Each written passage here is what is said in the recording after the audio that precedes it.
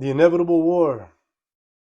Within months of the migration, the Prophet, peace and blessings be upon him, received the first revelation that would justify creating a military engagement with the polytheists of Mecca.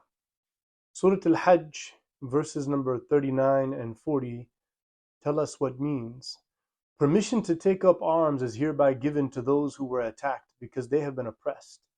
God is fully capable of giving them victory. This permission is for those who were unjustly exiled from their homes simply because they said, God is our Lord. If it was not that God checks some people by the means of others, it would mean the destruction of many monasteries, churches, temples, and mosques in which God's name is often mentioned.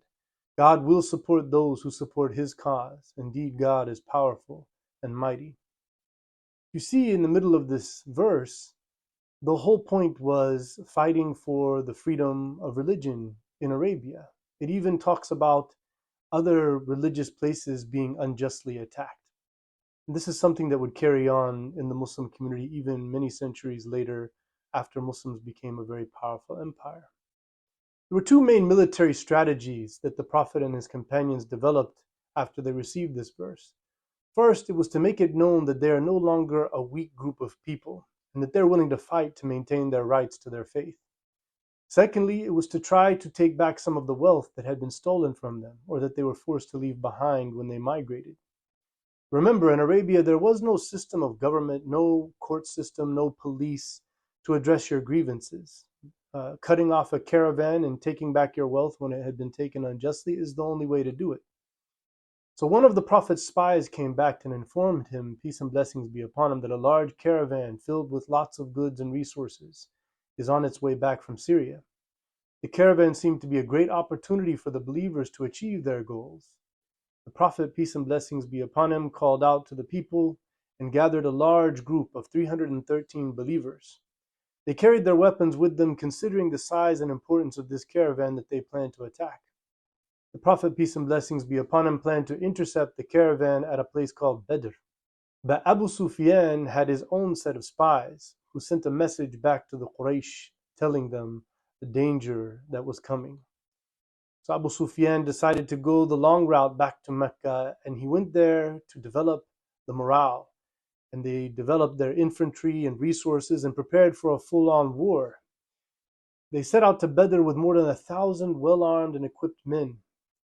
They were on a mission to show their strength and to possibly extinguish Islam and its prophet. The Prophet Muhammad, peace and blessings be upon him, and his companions set up a camp close to Badr, and they heard that a huge army was now coming to them. Plans immediately had to change. They're no longer just intercepting a trade caravan. They're facing an army 3 times their size. This was a battle the Muslims were not prepared for. The Prophet, peace and blessings be upon him, consulted with his companions, and all of the leaders of the migrants expressed direct support that they were ready to face them because everything that they had done had led them to this point, and this was divine will. The Prophet, peace and blessings be upon him, wasn't sure what the helpers were thinking. So he encouraged them to let him know and to be a consequential decision. Their leader, Sa'd ibn Mu'adh, expressed strong support. He said, "Do what you will, O Prophet, we are with you no matter what. By he who has sent you with the truth. Were you to order us to cross the sea and dive in it yourself, we would dive in after you. Not one of us would stay behind." The Prophet, peace and blessings be upon him, always encouraged his companions to advise and to give their consultation in matters that weren't directly teaching the religion. He wanted them to understand that this is the behavior of all leaders and that this is the way that they would succeed. Some of the Quraysh leaders had started to change their minds as they had set out, realizing now they're going to fight their own relatives. You see, this new concept of monotheism versus polytheism is a whole new dynamic. Arabia had always fought with and for their own tribe. Some leaders of Quraysh, like Abu Jahl, were filled with hatred and determined to develop their morale and keep people moving. And they said, "You must go unless you're cowards that will not defend your livelihood." The Prophet, peace and blessings be upon him, and his companions, they continued to pray for guidance. They encouraged each other to remain strong. And so when the battle broke out, the Prophet was repeating a verse loudly from Surah Al-Qamr. Their large gathering will be defeated, and they will run away and retreat. The Battle of Badr was a miraculous victory. well over 70 killed from the Quraysh side, including many who had participated and encouraged the abusing of the believers in Mecca. After the battle, they took many prisoners of war for ransom, and some of them would bring a lot of wealth as they were looking to establish themselves. And others the Prophet commanded to teach believers how to read, and if they would teach 10 how to read, then he would let them free. The status of the Quraysh was terrible. They had lost their reputation. The news of the defeat spread like wildfire throughout Arabia. Every clan of Quraysh had suffered deaths from their major members, and they definitely wanted revenge.